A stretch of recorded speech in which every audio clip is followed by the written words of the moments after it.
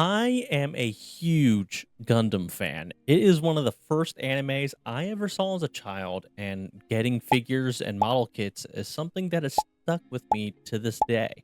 My initial love of, oh, big, cool looking robots fighting as I grew up turned into more of an appreciation and love for the stories, messages, and themes explored in the different universes. So, while I'm waiting for the completion of The Penguin to give that a watch and review, I thought I would check out the new Netflix Gundam show, Gundam Requiem for Vengeance.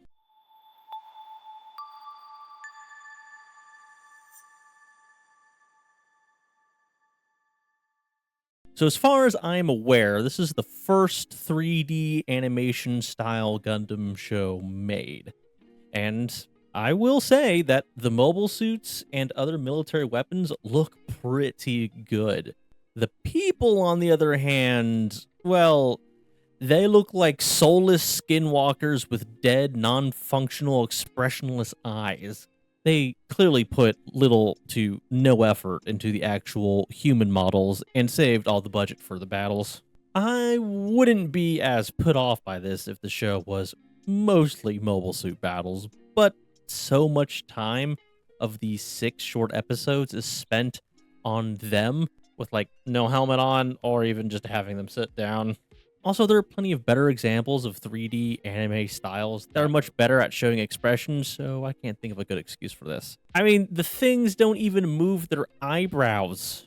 Necks and other body parts stretch weird, and they move in a very robotic, computer-generated way. It's like someone just put weird animated lips on an action figure, and then only lip-synced them with the dialogue once they did close-up shots on the face. Speaking of shots, they try to get creative with some of them and try to minimize the movements of the people, like using slow-motion shots and POVs. But this was mostly during the action, which I did mostly enjoy. I like how they showed aspects of the combat that were not just mobile suit on mobile suit. They had ground infantry and tanks and planes doing a lot, and then when a mobile suit did arrive, it showed just how powerful they were and how much just a single one could turn the outcome of a battle. Admittedly, the Xeon tank was a little underutilized because, I mean, the turret can attach into a plane. And this was only really shown the one time as a, hey, look, we did the thing. It was not really used strategically. I found myself wanting the Xeon military to be a little more formidable than what was shown, since it was set in a time just before the Federation gets a boost in their mobile suit technology that really starts to give them an advantage and turn the tide of the war. But that aside, I thought the mobile suits behaved and moved really well. Then when the Gundam showed up, you saw how much more powerful its beam weapons were, as well as the superior mobility, speed, and resilient armor. It was more accurate and fun to watch. The Gundam was not the RX-78-2 piloted by Amuro in the original Gundam. It was more like a ground Gundam with some sleekness, and with this reinforced head along with the War Machine's shoulder-mounted machine gun. Overall, I don't mind this Gundam's design, and I might get the model of it. The Zaku's and GMs I thought were fine, and I liked the goofs.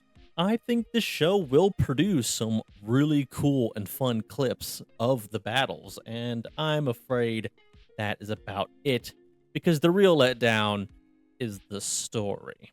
This show is the story of a Zaku unit called the Red Wolves, being called in to help take over a Federation base on Earth. After they do successfully take the base, they then get attacked by a Gundam.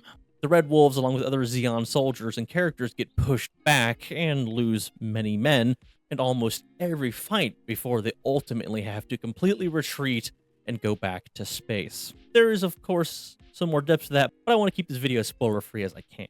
This show is very much a story told from the side of Xeon. They have a brief scene showing the Gundam pilot during an infiltration mission, but there is no real character work done or shown on him or the feds and how they maybe feel about the war, which is very much not the traditional Gundam formula. In the older, and in my opinion better series, they do a good job showing both sides' mentalities of the war and how the space noids feel towards the Earthlings and vice versa. But hey, let's go ahead and introduce the members of the Red Wolves. You have the captain and main protagonist of the show, Solari. Then there's LaShawn, Chubbs, and this guy, who I can't pronounce the last name of, but I guess is named Kale.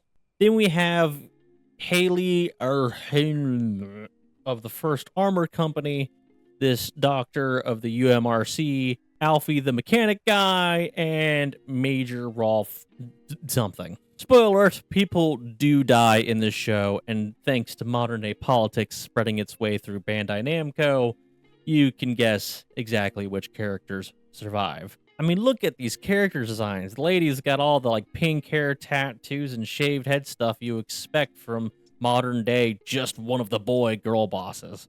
But there is a nice surprise. Solari is actually built like a woman and is straight. That was the most shocking thing in the entire show. Breaking down all 6 episodes of the story would take longer than I would want to make this video, even though there really is not much to break down. Clearly, the battles and fan service took priority over the story because it felt very rushed.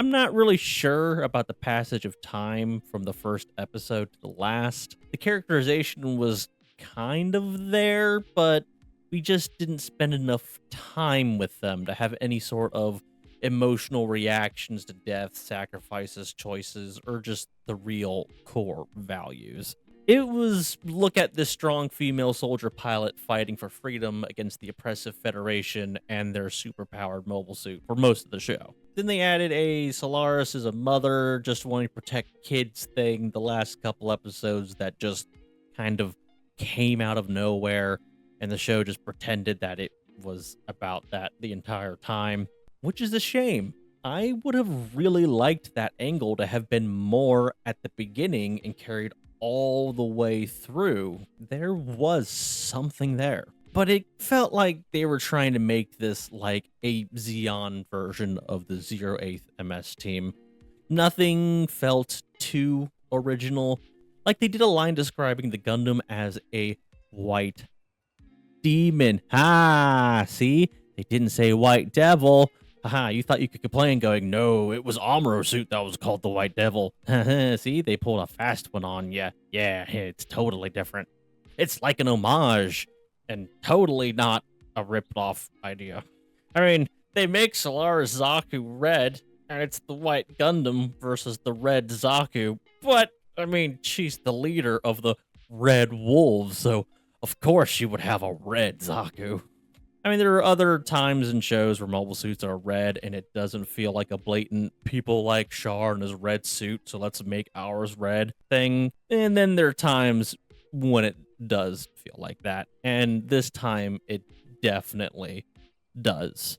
And the lack of originality plus a rush story does not help it feel like its own thing that justifies it. But that can be said about almost all the aspects of the show.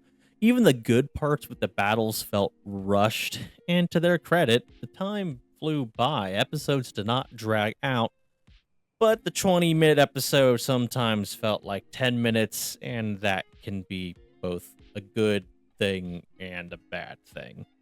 Like, they would have characters flip-flop personalities to fit what they needed to keep the story moving on to the next scene. Like the Major having a crisis, realizing that everything he worked towards to keep his base and his men safe was all for naught, and that he's a failure. Then Alfie mechanic guy gives him a pep talk, and the Major is right back to being presented as more of an antagonist character, always getting in the way of Solaris just for her to be right. And they showed this man go through a significant event, showed that he was capable and caring of his men, and that he was truly shaken to his core about his mistakes. And then they just reset him because they need someone to argue against Solaris because they didn't have anyone else or any Federation characters to use. Oh, speaking about Solaris always being right, she's also constantly getting praised about how she's such a great pilot and fighter and captain, and she really isn't. In terms of a captain, she's all right, even though she can't really keep that much control of her men, and, well, all of her squad gets killed. I like the survivor's guilt stuff they played around with, but the constant just getting praise from people thing got ridiculous. Not one person was like, hey, maybe we don't listen to her because a lot of people be dying, so then they can have her redeem herself and win that person over, which has been done before in other shows, including Gundam, because they had better writers and enough time to do it. All right, I'm feeling myself wanting to get a little more spoiler heavy, so I guess I will wrap it up. The main takeaway, I guess, is that the 3D upper end video game graphics works pretty well for the mobile suits and the battles, but the people are just god awful and hard to watch dubbed or subbed with those soulless eyes and faces. If you want to see a story from the Xeon perspective being hunted down by a knockoff, but still pretty cool version of the White Devil, then watch a compilation of those scenes on YouTube. If you're a Gundam fan for both the mechs and story, you will probably be disappointed. If you're just looking for a good story, then you're going to be disappointed. If you're someone that is hyper aware of things that are quote unquote woke, then I think you will take one look at the characters before they even speak and know exactly what you are in for. But along with this ideological infiltration, the real disappointing part is the rushed, unoriginal pandering and key jangling added to a story concept that really could have been something good if they just did their own thing that respected and added to the lore while exploring the mother in the battlefield idea. All right, well, like and subscribe. Tell me what you want me to review next, and I will see you in the next video. Bye.